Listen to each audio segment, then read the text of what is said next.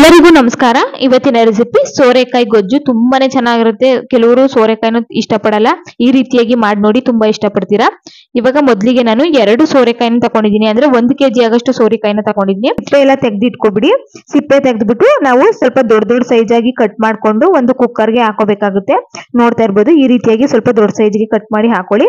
ಹಾಕೊಂಡು ಇದಕ್ಕೆ ಒಂದು ಅರ್ಧ ಕಪ್ ಅಷ್ಟು ನೀರನ್ನ ಹಾಕೊಳ್ಳಿ. ತುಂಬಾ ಹಾಕ್ಲಿಕ್ಕೆ ಹೋಗ್ಬೇಡಿ, ಸೋರೆಕಾಯಿ ಕೂಡ ನೀರಿನ ಅಂಶ ಬಿಟ್ಕೊಳ್ಳುತ್ತೆ ಬೇಯಕ್ಕಾಗ್ದಾಗ. ಸೊ ಹಂಗಾಗಿ ನೀರನ್ನ ಜಾಸ್ತಿ ಹಾಕೋದಿಕ್ ಹೋಗೋದ್ ಬೇಡ. ಇದಕ್ಕೆ ಇವಾಗ ರುಚಿಗೆ ತಕ್ಕಷ್ಟು ಉಪ್ಪನ್ನ ಹಾಕಿ ಕುಕ್ಕರ್ ಮುಚ್ಚಳನ ಮುಚ್ಚಿ ಒಂದ್ 4 ವಿಷಲ್ ಕೂಗಿಸ್ಕೊಂಡ್ರೆ ಸಾಕು. ಸೋರೆಕಾಯಿ ಇವಾಗ ಒಂದು ಕುಟಾಣಿನ ಇಟ್ಕೊಂಡಿದೀನಿ. ಇದಕ್ಕೆ ಇವಾಗ ಒಂದ್ 10 ರಿಂದ 15 ಬೆಳ್ಳುಳ್ಳಿನ ಹಾಕೋತಾ ಇದೀನಿ. ಸಿಪ್ಪೆನ ತೆಗೆದು ಹಾಕೊಳ್ಳಿ. ಇದಕ್ಕೆ ಒಂದು 3 ಟೇಬಲ್ ಸ್ಪೂನ್ ಅಷ್ಟು ಕಾಶ್ಮೀರಿ ರೆಡ್ ಚಿಲ್ಲಿ ಪೌಡರ್ ನ ಹಾಕೊಳ್ಳಿ.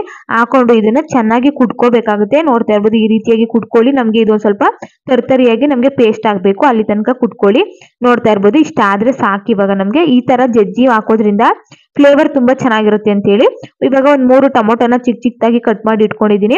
ಸೋರೆಕಾಯಿ ಕೂಡ ಚೆನ್ನಾಗಿ ಬೆಂದಿದೆ. ಅದರಲ್ಲಿ ಒಂದ್ ಅರ್ಧ ಕಪ್ ಅಷ್ಟು ನೀರ್ ಏನ್ ಹಾಕಿದೋ ಆ ಅರ್ಧ ಕಪ್ ಅಷ್ಟು ನೀರನ್ನು ನಾವು ತೆಗೆದು ಬಿಟ್ಕೊಳ್ಳೋಣ. ನೋಡ್ತಾ ಇರ್ಬೋದು, ಇನ್ನು ಸ್ವಲ್ಪ ನೀರಿನ ಅಂಶ ಇದೆ. ಇವಾಗ ಒಂದ್ ಸ್ಮ್ಯಾಶರ್ ಇಟ್ಕೊಂಡು ಚೆನ್ನಾಗಿ ಸ್ಮ್ಯಾಶ್ ಮಾಡ್ಕೊಳ್ಳಿ. ಸೋರೆಕಾಯಿನ ನೈಸ್ ಆಗಿ ಸ್ಮ್ಯಾಶ್ ಆಗ್ಬೇಕು ನಮ್ಗೆ ಸೋರೆಕಾಯಿ. ಒಂದು ಬಾಣ್ಲಿನ ಇಟ್ಕೊಂಡಿದ್ದಕ್ಕೆ ಒಂದ್ 5 ಟೇಬಲ್ ಸ್ಪೂನ್ ಅಷ್ಟು ಎಣ್ಣೆನ ಹಾಕೋತಾ ಇದೀನಿ. ತುಪ್ಪನ ಹಾಕೊಂಡ್ರೆ ಇನ್ನು ಚೆನ್ನಾಗಿರುತ್ತೆ. 1 ಟೇಬಲ್ ಸ್ಪೂನ್ ಅಷ್ಟು ಜೀರಿಗೆನ ಹಾಕೋತಾ ಇದೀನಿ. ಮತ್ತೆ ಒಂದ್ ಅರ್ಧ ಸ್ಪೂನ್ ಅಷ್ಟು ಇಂಗನ್ನ ಹಾಕೋತಾ ಇದೀನಿ. ಇಂಗನ್ನ ಹಾಕೊಂಡು ಚೆನ್ನಾಗಿ ಮಿಕ್ಸ್ ಮಾಡ್ಕೊಳ್ಳಿ. ಮಿಕ್ಸ್ ಆದ್ಮೇಲೆ ಇದಕ್ಕೆ ಸ್ವಲ್ಪ ಕರಿಬೇವಿನ ಸೊಪ್ಪನ್ನ ಹಾಕೋಬೇಕಾಗುತ್ತೆ. ಅದು ಚೆನ್ನಾಗಿ ಫ್ರೈ ಆದ್ಮೇಲೆ ನಾವು ಕಟ್ ಮಾಡಿ ಇಟ್ಟಿದ್ವಲ್ಲ ಟೊಮೊಟೊ 3, ಅದನ್ನು ಕೂಡ ಹಾಕೋತಾ ಇದೀನಿ. ಹಾಕೊಂಡು ರುಚಿಗೆ ತಕ್ಕಷ್ಟು ಉಪ್ಪನ್ನ ಹಾಕೊಳ್ಳಿ.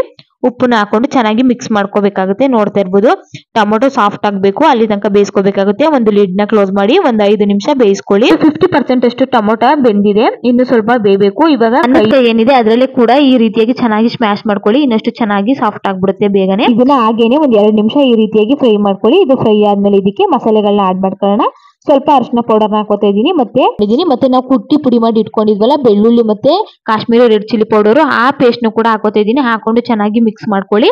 ಮಿಕ್ಸ್ ಮಾಡ್ಕೊಂಡ್ಮೇಲೆ ಇದಕ್ಕೆ ಇವಾಗ 2 ನಿಮಿಷ ಹುರ್ಕೊಂಡ್ಮೇಲೆ ಇದಕ್ಕೆ ಒಂದು ಲಿಡ್ ನ ಕ್ಲೋಸ್ ಮಾಡಿ ಒಂದ್ 2 ರಿಂದ 5 ನಿಮಿಷ ಚೆನ್ನಾಗಿ ಫ್ರೈ ಮಾಡ್ಕೋಬೇಕಾಗುತ್ತೆ. ಲೋ ಫ್ಲೇಮ್ ಅಲ್ಲಿ ಇಟ್ಕೊಂಡು ಫ್ರೈ ಮಾಡ್ಕೊಳ್ಳಿ. ಎಣ್ಣೆ ಕೂಡ ಚೆನ್ನಾಗಿ ಬಿಟ್ಕೊಂಡಿದೆ, ಟೊಮೊಟೊ ಕೂಡ ಬೆಂದಿದೆ. 2 ಟೇಬಲ್ ಸ್ಪೂನ್ ಅಷ್ಟು ಧನಿಯಾ ಪೌಡರ್ ಹಾಕೋತಾ ಇದೀನಿ. ಮತ್ತೆ ಹಾಕೊಂಡು ಚೆನ್ನಾಗಿ ಮಿಕ್ಸ್ 1 ಟೀ ಸ್ಪೂನ್ ಅಷ್ಟು ನಾನು ಪಾವ್ ಬಜ್ಜಿ ಮಸಾಲಾನ ಹಾಕೋತಾ ಇದೀನಿ. ಹಾಕೊಂಡು ಚೆನ್ನಾಗಿ ಮಿಕ್ಸ್ ಮಾಡ್ಕೊಳ್ಳಿ. ಪಾವ್ ಬಜ್ಜಿ ಮಸಾಲ ಹಾಕೋದ್ರಿಂದ ಫ್ಲೇವರ್ ತುಂಬಾ ಚೆನ್ನಾಗಿರುತ್ತೆ. ಇವಾಗ ನಾವು ಸ್ಮ್ಯಾಶ್ ಮಾಡಿ ಇಟ್ಟಿರುವಂತಹ ಸೋರೆಕಾಯಿನ ಹಾಕೋತಾ ಇದೀನಿ. ಹಾಕೊಂಡು ಚೆನ್ನಾಗಿ ಒಂದಕ್ಕೊಂದು ಬೇರೆಯೋ ರೀತಿ ಚೆನ್ನಾಗಿ ಮಿಕ್ಸ್ ಮಾಡ್ಕೊಳ್ಳಿ. ನೋಡ್ತಾ ಇರ್ಬೋದು, ಈ ರೀತಿ ಆಗಿದೆ. ಕಲರ್ ಕೂಡ ತುಂಬಾ ಚೆನ್ನಾಗಿ ಬಂದಿದೆ. ಒಂದು ಲಿಡ್ ನ ಕ್ಲೋಸ್ ಮಾಡಿ ಒಂದ್ 5 ನಿಮಿಷ ಲೋ ಫ್ಲೇಮ್ ಅಲ್ಲಿ ಇಟ್ಕೊಂಡು ಬೇಯಿಸ್ಕೋಬೇಕಾಗುತ್ತೆ. ನೋಡ್ತಾ ಇರ್ಬೋದು, ಇವಾಗ ಸೋರೆಕಾಯಿ ಚೆನ್ನಾಗಿ ಕುದೀತಾ ಇದೆ. ಮೊದಲೇ ಸೋರೆಕಾಯಿ ಬೇಯಿಸಿರೋದ್ರಿಂದ ನಾವು ಸ್ವಲ್ಪ ಮಸಾಲೆ ಜೊತೆಗೆ ಚೆನ್ನಾಗಿ ಹೊಂದ್ಕೊಂಡ್ರೆ ಸಾಕು. ಚೆನ್ನಾಗಿ ಮಿಕ್ಸ್ ಮಾಡ್ಕೊಂಡ್ರೆ ಸೋರೆಕಾಯಿ ಗೊಜ್ಜು ರೆಡಿ ಆಯ್ತು ಅಂತಾನೆ ಹೇಳ್ಬೋದು. ತುಂಬಾ ಚೆನ್ನಾಗಿರುತ್ತೆ. ತುಂಬಾ ಗಟ್ಟಿ ಅನ್ಸಿದ್ರೆ ಸ್ವಲ್ಪ ನೀರನ್ನ ಸೇರಿಸ್ಕೊಳ್ಳಿ. ಇನ್ನು ನನಗೆ ಮಸಾಲೆ ಕೂಡ ಚೆನ್ನಾಗಿ ಬೇಯಬೇಕು ಅಂತ ಅಂದ್ರೆ ಮತ್ತೆ ಒಂದು ಲಿಡ್ ನ ಕ್ಲೋಸ್ ಮಾಡಿ ಮತ್ತೆ ಒಂದ್ 2 ನಿಮಿಷ ಬೇಯಿಸ್ಕೊಂಡ್ರೆ ಸಾಕು, ರೆಡಿ ಆಯ್ತು ಅಂತಾನೆ ಹೇಳ್ಬೋದು ಸೋರೆಕಾಯಿ ಗೊಜ್ಜು. ಲಾಸ್ಟ್ ಅಲ್ಲಿ ಸ್ವಲ್ಪ ಕೊತ್ತಂಬರಿ ಸೊಪ್ಪನ್ನ ಉದುರಿಸ್ಕೊಂಡ್ರೆ ತುಂಬಾ ಟೇಸ್ಟಿ ಆಗಿರುವಂತ ಸೋರೆಕಾಯಿ ಗೊಜ್ಜು. ಸುಮಾರು ಜನಕ್ಕೆ ಸೋರೆಕಾಯಿ ಅಂದ್ರೆ ಇಷ್ಟ ಆಗೋದಿಲ್ಲ. ಒಂದ್ಸಲ ಈ ರೀತಿಯಾಗಿ ಟ್ರೈ ಮಾಡಿ, ತುಂಬಾ ಇಷ್ಟಪಟ್ಟು ತಿಂತೀರಾ. ಚಪಾತಿ ಜೊತೆಗೆ, ಪೂರಿ ಜೊತೆಗೆ, ಮತ್ತೆ ಪರೋಟ ಜೊತೆಗೆಲ್ಲ ತುಂಬಾ ಚೆನ್ನಾಗಿರುತ್ತೆ.